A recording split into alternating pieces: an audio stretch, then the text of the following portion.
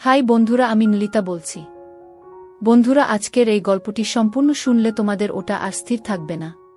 কথা দিচ্ছি, শেষে গিয়ে তোমাদের ওটা অনেক হালকা লাগবে। তো চলুন আসল গল্পে চলে যাই। যখন আমি শহরে আসলাম তখন আমার খালার বাড়িতে থাকতে হয়েছিল। আমার খালাতো বোন, যে আমার থেকে বয়সে ছোট, তার সঙ্গে একই ঘরে থাকতাম। প্রতিদিন যখন কাজ থেকে ক্লান্ত হয়ে এসে আমি আমার বিছানায় শুয়ে পড়তাম, আর সে আমার পাশে ঘুমাত। সেই রাতে বাড়ি ফিরতে একটু দেরি হয়ে গিয়েছিল। বাড়িতে ঢুকে বিছানায় গিয়ে শুয়ে পড়লাম, চোখ বন্ধ করে বিশ্রাম নিচ্ছিলাম। কিছুক্ষণ পর সে এসে আমার পাশে বসল, নিঃশব্দে মাথায় হাত বুলিয়ে দিল। তারপর ধীরে ধীরে আমার পায়ের কাছে বসে শান্তভাবে পা ম্যাসাজ করতে লাগল। সে আমাকে বলল, যতক্ষণ না তুমি পুরোপুরি আরাম পাচ্ছ, আমি তোমার পাশে আছি। এই বলে সে আমার পা ম্যাসাজ করতে থাকল। তারপর সেদিন সকালে পূজা আর আমি দুজনেই বাড়িতে ছিলাম। পূজা হেসে আমার দিকে এগিয়ে এসে বলল, ভাইয়া, যদি কিছু প্রয়োজন হয় তবে নির্দ্বিধায় জানাতে পারো। সে আমার সামনে এসে দাঁড়ালো এবং আন্তরিকভাবে হাত বাড়িয়ে দিল। তার এই আচরণে আমি কিছুটা অবাক হলাম, যেন তার মধ্যে নতুন এক ধরনের আত্মবিশ্বাস ফুটে উঠেছে। এরপর সে আমার হাত ধরে আলতো করে তার কাঁধের কাছে নিয়ে গিয়ে বলল, যা ইচ্ছে করতে পারো, তবে আমাকেও কিছু সাহায্য করতে হবে। এই কথা বলে আমার খালাতো বোন দেখতে অনেক সুন্দর ছিল। তার চলাফেরা, আচার আচরণ আমাকে মুগ্ধ করত। তার গায়ের রং ছিল ফর্সা। শহরে থাকার কারণে সে সবসময় ছোট পোশাক পরে থাকত। এই পোশাকে তাকে অসাধারণ লাগত, কিন্তু সে আমার সাথে এমন কিছু করবে সেটা আমি ভাবতে পারিনি। বন্ধুরা, আজকের গল্পটা অনেক বেশি স্পেশাল হতে চলছে। আশা করছি তোমাদের ভালো লাগবে, তাই কেউ মিস করো না। গল্পটি ভালো লাগলে দয়া করে ভিডিওটি লাইক, শেয়ার এবং চ্যানেলটি সাবস্ক্রাইব করো। নাম আমার কুনাল। যে ঘরে আমি থাকছিলাম, প্রথমে ভেবেছিলাম সেই মেয়েটি বয়সে বেশ ছোট হবে, কিন্তু পরে বুঝলাম তেমন নয়। আমি কাজের প্রয়োজনে শহরে এসেছিলাম এবং খালুর বাড়িতে থাকছিলাম, কারণ মা চাইছিল না যে আমি অন্য কোনো জায়গায় থাকি। মা বলেছিলেন, শহরে তো তোমার খালুর বাড়ি আছে, সেখানে থাকাই ভালো। শহরে এসে একটি ভালো বেতনের চাকরি পেয়েছিলাম। যখন খালুর বাড়িতে পৌঁছালাম, দেখি বাড়িটি বেশ ছোট। আমাদের গ্রামে বড় বাড়িতে থাকতাম, আর এখন শহরে এই ছোট্ট বাড়িতেই থাকতে হবে। এই বাড়িতে একটি ছোট রান্নাঘর, একটি বেডরুম এবং একটি ছোট হল রুম ছিল।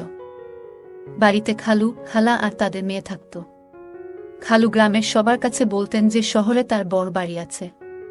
তাদের মেয়ে পূজা এখন 18 বছর বয়সে পড়েছে। পূজাকে নিয়ে আমার কিছুই জানা ছিল না। যখন সে আমার জন্য এক গ্লাস পানি নিয়ে এলো, আমি অবাক হয়ে দেখলাম। শেষবার যখন দেখেছিলাম তখন সে মাত্র 9 বছরের ছিল। এখন সে অনেক বড় হয়ে আরও সুন্দর হয়ে উঠেছে।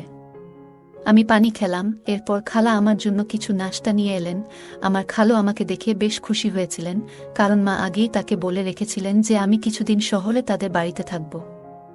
যদিও আমার একটি ভালো বেতনের কাজ ছিল, মা বরাবরই বলতেন যে অন্য ছেলেদের সাথে থাকলে আমি হয়তো খারাপ হয়ে যাব। তাই মায়ের ইচ্ছাতেই খালুর বাড়িতে থাকার সিদ্ধান্ত নিয়েছিলাম। যখন আমার খালাতো বোন পূজা আর আমি প্রথম দেখা করলাম, সে আমাকে দেখে কিছুটা চুপ ছিল। খালু খালার বাড়িতে একটা ছোট ঘর ছিল পূজার জন্য, আর খালু খালা নিজেরা হল ঘরেই ঘুমাতেন।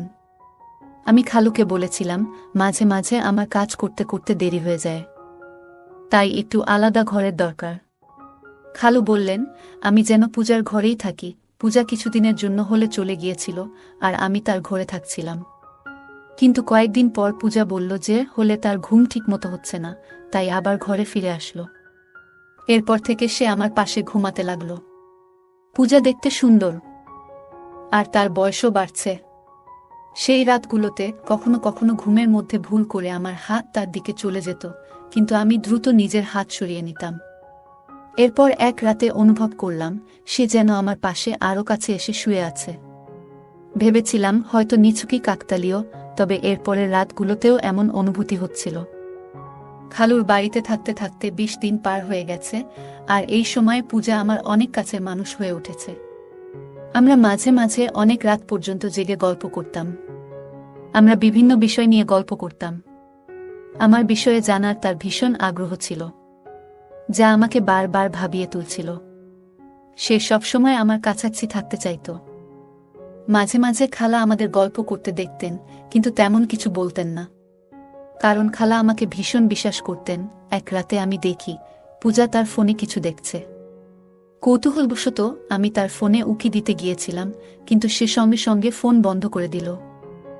তখন আমি তাকে মজা করে ফোনটি দিতে বললাম, কিন্তু সে ফোন না দেওয়ার জন্য অনুরোধ করল।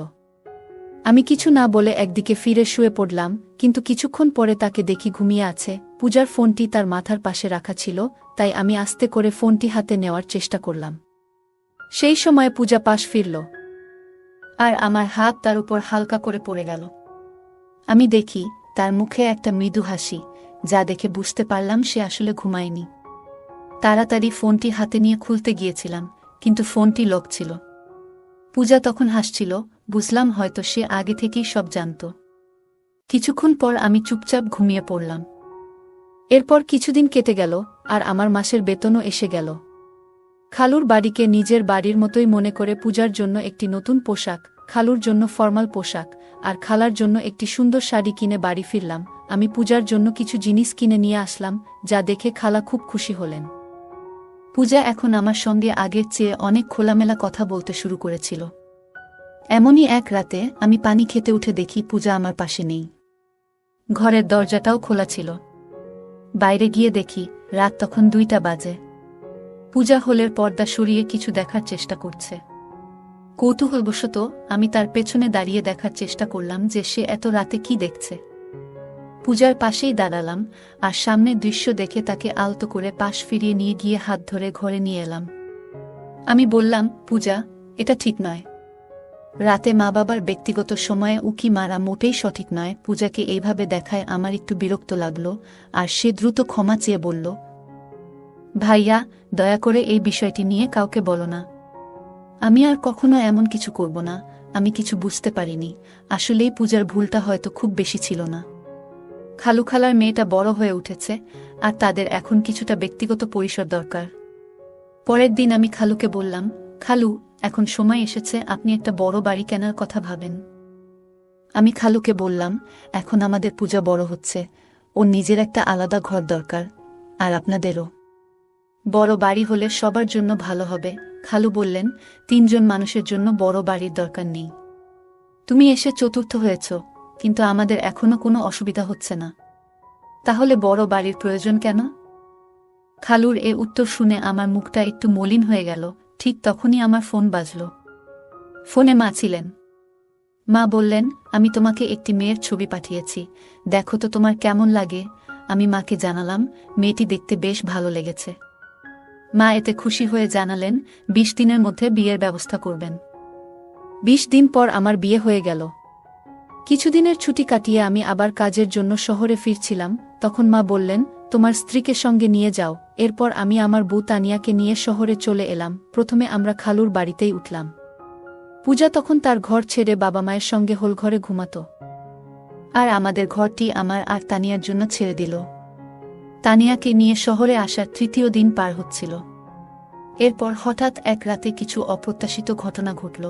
আমি যখন আমার স্ত্রী তানিয়া পাশে ঘুমাচ্ছিলাম, হঠাৎ দেখি হল থেকে কেউ উকি দিচ্ছে। তাকে দেখে আমি দ্রুত তানিয়া পাশ থেকে উঠে বসলাম। আমাকে উঠতে দেখে সে চুপচাপ সরে গেল। তখন আমি ভাবতে লাগলাম, যদি তানিয়া এই শহরের পরিবেশে মানিয়ে নিতে পারে, তাহলে আগামী মাসেই আমরা আলাদা থাকার জন্য একটি ঘর খুঁজে নেব। কারণ আমি শহরে আসার পর থেকেই আমার খালাতো বোন আমাকে বিশেষ নজরে রেখেছিল। কিন্তু জানি না কেন, কিন্তু 5 দিনের মধ্যেই তানিয়া শহরটিকে অপছন্দ করতে শুরু করল। সে বলল, আমি এখানে বেশি দিন থাকতে পারবো না। গ্রামে থাকার অভ্যাস আছে আমার। এখানের পানি, এখানের বাতাস, কিছুই আমার ভালো লাগছে না। হঠাৎ করেই তানিয়ার শরীর খারাপ হতে লাগল। অনেকদিন ধরে শহরের পানিতে আমার কোনো সমস্যা হয়নি, কিন্তু তানিয়ার শারীরিক অবস্থা খারাপ হতে শুরু করল। তাই সে গ্রামে ফিরে যেতে চাইল, আর আমি তার শারীরিক অবস্থার কথা ভেবে তাকে গ্রামে পাঠিয়ে দিলাম। এরপর আমি খালুর বাড়িতে একাই থাকতে শুরু করলাম। তানিয়ার প্রতি আমার যতটা ভালোবাসা থাকার কথা ছিল, ঠিক ততটা যেন অনুভব করছিলাম না। তার ছবি দেখে যেমন ভেবেছিলাম, বাস্তবে তেমনটা ছিল না। বিয়ের সময় তাকে দেখেছিলাম খুবই আকর্ষণীয়, কিন্তু বিয়ের পর মেকআপ ছাড়া দেখলে তাকে কিছুটা আলাদা লাগত। আমার স্বপ্নের মতো ছিল না। তবে সে অনেক ভালো এবং নির্ভরযোগ্য, তাই ওর সঙ্গে জীবন কাটানোর সিদ্ধান্ত নিলাম। তানিয়া গ্রামে চলে যাওয়ায় আমার জন্য পরিস্থিতি একটু স্বাভাবিক হয়ে গেল। আমি শহরে কাজ করছিলাম, আর একা থাকার জন্য আলাদা খরচ করার প্রয়োজন মনে করিনি। মায়ের ইচ্ছাতেই খালুর বাড়িতে থেকে যেতেই মনে হলো ভালো। তানিয়া যাওয়ার পর 3 দিনের ছুটি নিয়ে বিশ্রাম নিলাম, কারণ কাজের চাপে বেশ ক্লান্ত হয়ে পড়েছিলাম।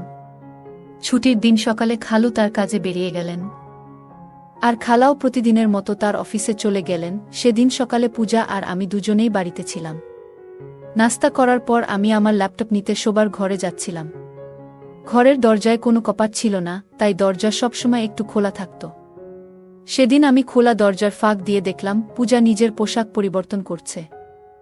তার উজ্জ্বল গায়ের রং দেখে কিছুক্ষণের জন্য আমার দৃষ্টি আটকে গেল। তখন ভাবলাম, কোথায় আমার শ্যামলা তানিয়া বউ আর কোথায় এই পূজা? দুজনের মধ্যে যেন একেবারেই মিল নেই। এতদিন পূজা আমার আশেপাশেই ছিল, কিন্তু কখনো তাকে এভাবে দেখিনি। তার উজ্জ্বল গায়ের রং দেখে এক মুহূর্তের জন্য মনে হলো ভাগ্য যেন আমার সঙ্গে একটু খেলা করছে। তারপর তার কালো লম্বা চুলের দিকে তাকালাম, যা আমার মনে এক অদ্ভুত সাড়া জাগিয়ে তুলল।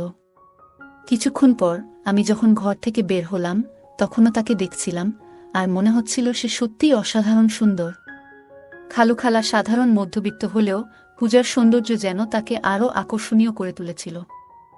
সেদিন রাতে পূজা আমার ঘরে এসে বলল, ভাবি তো গ্রামে চলে গেছেন, এখন আমি আবার আমার ঘরে শান্তিতে শুতে পারব। সে আর হোল ঘরে শুতে চায়নি, তাই আমি তাকে আগের মতো আমার ঘরেই শোয়ার অনুমতি দিলাম। সেই রাতে ঘরে অন্ধকার ছিল, আর কিছুক্ষণ পর আমি শুনলাম কারো পায়ের শব্দ। ঘরের আলো জ্বালিয়ে দেখি পূজা তার আলমারির পোশাকের কাছে দাঁড়িয়ে আছে। আমি তার কাছে গেলাম, কোনো কথা না বলে আমার শার্ট খুলে রেখে দিলাম, তারপর আলো নিভিয়ে শুয়ে পড়লাম। মনে হলো পূজাও হয়তো পোশাক বদলানোর জন্য দাঁড়িয়েছিল, তাই আলো নিভিয়ে দিয়েছিলাম। কিছুক্ষণ পর আবার একবার আলো জ্বালালাম, তখন দেখলাম পূজা ছোট পোশাকে দাঁড়িয়ে আছে। তাকে এভাবে দেখে আমি একটু লজ্জা পেলাম। তারপর আবার আলো বন্ধ করে ঘুমিয়ে পড়লাম। সে সবসময় ছোট পোশাক পরত, যা তাকে অসাধারণ লাগত। পরের দিনও আমার ছুটি ছিল, কারণ আমার পুরো 3 দিনের ছুটি ছিল। তখন আমার এক বন্ধু প্রস্তাব দিল, চলো আজ কোথাও ঘুরতে যাই। দুপুরে আমরা বের হলাম, আর তখনই একটি দামি ক্যাফেতে পূজাকে বসে থাকতে দেখলাম। তার বন্ধুরা বেশ অভিজাত সাজে বসেছিল, আর পূজা অন্য ধরনের পোশাক পরেছিল। এরপর আমি উঠে গিয়ে পূজার সাথে দেখা করলাম এবং জিজ্ঞাসা করলাম, এটা কি হচ্ছে? সে আমাকে তার এক বন্ধু থেকে আলাদা করে নিয়ে বলল, কুনাল, আমি আজ রাতে তোমার সব প্রশ্নের উত্তর দেব। তুমি এখন এখানে থেকে চলে যাও, প্লিজ। আর হ্যাঁ, আমি না বলা পর্যন্ত চুপ থাকো। এরপর রাতে খালা ঘুমিয়ে যাওয়ার পর আমি পূজার কাছে গেলাম এবং জিজ্ঞাসা করলাম, আচ্ছা এখন বলো। পূজা বলল, এটা হলো উচ্চমানের জীবনের কিছু অংশ। কেন? আমি কি এভাবে থাকতে পারি না? পূজা 18 বছরের একটি মেয়ে হলেও তার কথাবার্তা ও আচরণে এক ধরনের পরিবর্তন লক্ষ্য করলাম। কথা বলতে বলতে সে আমার আরও কাছে চলে আসে। আমার বিয়ের পর থেকে আমি অনুভব করেছি যে এক নারীর সঙ্গ কতটা বিশেষ, আর পূজাকে কাছে পেয়ে আমি যেন একটু বিভ্রান্ত হয়ে পড়লাম। তবে নিজেকে সামলে নিয়ে আমি তাকে কিছুটা দূরে সরিয়ে দিলাম। সেদিন রাতে আমি তাকে দূরে রেখেই শুয়ে পড়লাম এবং সকালে উঠার আগেই ঘর থেকে বেরিয়ে গেলাম। আমি বসার ঘরে বসে সকালে নাস্তা করছিলাম, তখন দেখলাম পূজা একটু অস্বাভাবিকভাবে হাঁটছে। বুঝতে পারছিলাম না কেন সে এমনভাবে হাঁটছে। মনে হলো হয়তো তার পায়ে কিছু হয়েছে। যখন খালা পূজাকে এভাবে হাঁটতে দেখলেন, তিনি জিজ্ঞাসা করলেন, পূজা, তুমি এমনভাবে হাঁটছো কেন? পায়ে কিছু হয়েছে নাকি? পূজা সরাসরি আমার দিকে তাকিয়ে বলল, কুনালি ভালো জানে আমার পায়ের কি সমস্যা হয়েছে। তার এভাবে ইঙ্গিত করায় আমি কিছুটা বিব্রত বোধ করলাম, কারণ আমি নিজেই জানতাম না কেন সে আমাকে এভাবে বলল। এরপর আমি খালাকে বুঝিয়ে বললাম যে রাতে শুতে গিয়ে পূজার পা হয়তো বিছানার কোণে লেগে গিয়েছিল। পূজা সকাল থেকে আমাকে খুব অদ্ভুত দৃষ্টিতে দেখছিল। আমি ভাবলাম খালা কাজের জন্য বেরোলেই তাকে জিজ্ঞাসা করব কেন সে এমন মিথ্যে বলেছিল। সে তখন বলল, আজ তো শুধু মায়ের সামনে এমন হাঁটছিলাম, কাল বাবার সামনেও একইভাবে হাঁটব। আমি আরও অনেক কিছু করতে পারি, যদি তুমি আমাকে আমার ইচ্ছামতো কিছু না দাও। আমি পূজাকে বললাম, যখন তোমার এমন কিছু প্রয়োজন নেই, তখন কিভাবে তোমায় আমি কিছু দিতে পারি? পূজা আমার দিকে এগিয়ে এসে হেসে বলল, যা প্রয়োজন তা চাইলেই নিতে পারো। সে আমার সামনে দাঁড়িয়ে হাত বাড়িয়ে দিল। তার আচরণে আমি একটু অবাক হলাম। এরপর সে আমার হাত ধরে আলতো করে তার কাঁধের কাছে নিয়ে গেল এবং বলল, তোমার যা ইচ্ছা করতে পারো, তবে আমাকে কিছু সাহায্য করতে হবে। হঠাৎ মনে পড়ল, হয়তো গত রাতে পূজা আমার কাছ থেকে কিছু আর্থিক সাহায্য নিতে চেয়েছিল, কিন্তু আমি তখন কিছু বলিনি। এখন তার কথায় মনে হলো সে আসলেই কিছু সহযোগিতা চাচ্ছে। আমি শান্তভাবে বললাম, এভাবে চাওয়াটা ঠিক নয়, কিন্তু সে আমার কথা শুনতে আগ্রহী নয় বলে মনে হলো এবং পুনরায় আমার দিকে হাত বাড়ালো। পূজা বলল, এখন আমাদের মাঝে আর কেউ নেই, তুমি যা চাও নিতে পারো। সে কথা বলছিল তখন হঠাৎ দরজায় খালা এসে হাজির। খালা বললেন, পূজা, এসব কি করছো? পূজা বলল, আমি কি কিছু ভুল করছি? আমি চাই ভালোভাবে বাঁচতে, তাই যা প্রয়োজন সেটাই করছি। আপনি কি আপনার ম্যানেজারের সাথে এমন কিছু করেন না এবং তাতে টাকা নেন না? আমি সবই দেখেছি। আমিও চাই এই বাড়িতে নিজের উপার্জনের পথ খুঁজে নিতে। তাই এতে ভুল কি? খালা পূজার কথায় চিৎকার করে বললেন, তুমি একদম বোকা। বড়দের সাথে কিভাবে কথা বলতে হয় সেটুকুও জানো না। খালা পূজার মুখ বন্ধ করার জন্য তার দিকে এগিয়ে আসছিলেন, তখন আমি তাকে থামালাম। আমি খালাকে জিজ্ঞাসা করলাম, পূজা যা বলছে সেটা কি সত্য? খালা মাথা নিচু করে চুপ থাকলেন, কিছু বলতে পারলেন না। তখন আমি বললাম, খালা, আপনি কি জানেন এসব দেখে পূজা কতটা প্রভাবিত হয়েছে? আমি এই বাড়িতে আসার পর একবার নয়, দুবার পূজাকে আমার পকেট থেকে টাকা নিতে দেখেছি। শুধু একবার নয়, একাধিকবার আমার টাকা হারিয়েছে। হয়তো আপনাদের আচরণের কারণেই সে এমন করছে। আমি সবসময় শান্ত থাকতাম, এই পরিবারের কোনো সদস্যের উপর কখনো সন্দেহ করিনি। তবে এখন মনে হচ্ছে পূজার এই সমস্যার স্থায়ী সমাধান করা জরুরি, কারণ তার অবস্থা দিন দিন খারাপের দিকে যাচ্ছে। পূজাকে টাকা নিতে দেখার পর থেকেই আমি তার দিকে নজর রাখছিলাম। সে এখন আমার সামনে আর টাকার জন্য চেষ্টা করতে পারছে না। তবে জানতাম না সে এমন কোনো পথ বেছে নেবে। এবার সত্যিটা বলুন, খালু যখন বাইরে থাকেন তখন আপনারা দুজন কি করেন? আমার প্রশ্নে খালা কেঁদে ফেললেন এবং বললেন, দয়া করে শান্ত থাকো, আর তোমার খালুকে এসব কিছু বলো না। আমি একবার কোম্পানির এক সহকর্মীকে কাজে সাহায্য করতে গিয়েছিলাম। তারপর থেকে তার নজর আমার দিকে পড়ে এবং আমাদের মধ্যে সম্পর্ক তৈরি হয়। এই সম্পর্ক শুধুই টাকার কারণে। তোমার খালুর কাছে টাকা থাকলেও তিনি আমাদের ঠিকমতো খুশি রাখতে পারেন না, এমনকি নিজের প্রয়োজনেরও খেয়াল রাখেন না। তাই কোম্পানির ম্যানেজার থেকে যে অর্থ পাই তা দিয়ে আমি আর পূজার প্রয়োজন মেটাই। তোমার খালুর শহরে আরেকটি বড় বাড়ি আছে, তবে সেটি ভাড়া দিয়ে তিনি কিছু আয় করেন। খালা বললেন, তোমার খালুর সাশ্রয়ী মনোভাবের কারণে আমাদের এমন ছোট্ট একটি ঘরে মানিয়ে নিতে হয়েছে। এতে আমাদের জীবন কঠিন হয়ে উঠেছে, তবে এখন আমার ভুল বুঝতে পেরেছি। তারপর খালা পূজার দিকে তাকিয়ে বললেন, পূজা, আমাকে ক্ষমা করো। আমি আজ থেকে চাকরি আর ম্যানেজারের সাথে সম্পর্ক ছেড়ে দেব। পূজা বলল, মা, আমি ইচ্ছে করেই এসব করেছি যাতে আপনি এই পথ ছেড়ে দেন। যখন কুনাল দাদাভাই আমাকে টাকার জন্য সন্দেহ করেন তখন তাকে পুরো সত্যটা বলেছিলাম। আপনি নিজের কর্ম নিয়ে ভাবেননি, আর আমার চোখ খুলে দেওয়ার জন্য কুনাল দাদাভাইয়ের প্রতি আমি কৃতজ্ঞ। আজ আপনি যেমন নিজের ভুল বুঝলেন, আমিও আমার ভুল বুঝেছি পূজা, এবং আমি মিলেই খালাকে তার ভুলের কথা মনে করিয়ে দিলাম। আমিও তাকে বোঝালাম এবং একটি ছোট্ট পরিকল্পনা সাজানোর পরামর্শ দিলাম। শেষমেশ খালা আমার কথা মেনে নিলেন এবং পূজাকে নিয়ে চিরদিনের জন্য তার নিজের বাড়ি চলে যাওয়ার সিদ্ধান্ত নিলেন। এরই মধ্যে খালু হঠাৎ একটি সিদ্ধান্ত নিলেন, ছোট বাড়িটি ছেড়ে শহরের বড় বাড়িতে স্থানান্তর করার। খালুর এই সিদ্ধান্ত শুনে খালা এবং পূজা দুজনেই খুশি হল এবং আমাকে ধন্যবাদ দিল। সেই দিন থেকেই খালু তার সাশ্রয়ের অভ্যাস অনেকটাই কমিয়ে আনলেন। আমিও জীবনের পথে মায়ের কাছ থেকে শিখেছি যে অর্থ বাঁচানো গুরুত্বপূর্ণ, তবে পরিবারের মানুষদের খুশি রাখাও সমান জরুরি। যদি কেউ সবসময় তার স্ত্রী ও সন্তানদের সব কিছুতেই মানা করে, তবে তারা ভুল পথে যেতে পারে। একজন মানুষ তার পরিবার এবং নিজের জন্যই উপার্জন করে। সঞ্চয় করা ভালো, তবে নিজের পরিবারকে কষ্ট দিয়ে নিজের জীবনকে সীমাবদ্ধ রেখে সঞ্চয় করা ঠিক নয়। অতিরিক্ত সাশ্রয়ী মনোভাবের কারণে কখনো কখনো আমাদের পরিবারের কেউ দুর্ভাগ্যের মুখোমুখি হতে পারে। তাই টাকা জমাতে হবে, তবে এতটাই যেন আমরা আমাদের জীবন উপভোগ করতে না ভুলে যাই। পরিবারকে ভালো রাখার জন্য টাকা জমানো প্রয়োজন, তবে পরিবারের সদস্যদের প্রতি যত্ন ও খুশির বিশ্বাসটি ত্যাগ করা ঠিক নয়। যদি পরিবারের সঙ্গে যুক্ত কেউ অতিরিক্ত সাশ্রয়ী হয় তবে এর নেতিবাচক প্রভাব হতে পারে। অর্থ জমানোর সাথে সাথে পরিবারের সদস্যদের চাহিদা এবং মানসিক অবস্থার প্রতিও যত্ন নেওয়া জরুরি। পারিবারিক সমস্যাগুলি সময়মতো আলোচনা করে সমাধান করা প্রয়োজন। যদি খালা এবং পূজার মধ্যে কথোপকথন না হতো তাহলে সমস্যাগুলি আরও জটিল হয়ে উঠত। একে অপরের কথা শোনা, ভুল বোঝাবুঝি দূর করা এবং সমস্যা নিয়ে খোলামেলা আলোচনা করা অনেক ক্ষেত্রে সমাধানের পথ খোলে। একজন মানুষ তার পরিবারের জন্যই পরিশ্রম করেন, তাই তাদের সুখ ও সন্তুষ্টি নিশ্চিত করাও তার দায়িত্ব। পরিবারের চাহিদা পূরণে সচেতন না হলে সদস্যদের মাঝে অসন্তোষ জন্মাতে পারে এবং তারা ভুল পথে যেতে পারে। গল্পের শেষে খালা ও খালু তাদের ভুল বুঝতে পেরে পরিবর্তনের সিদ্ধান্ত নেন। আমাদের জীবনেও অনেক সময় ভুল হতে পারে, তবে সেগুলো থেকে শিক্ষা নিয়ে সম্পর্কগুলো আরও মজবুত করে তুলতে হবে।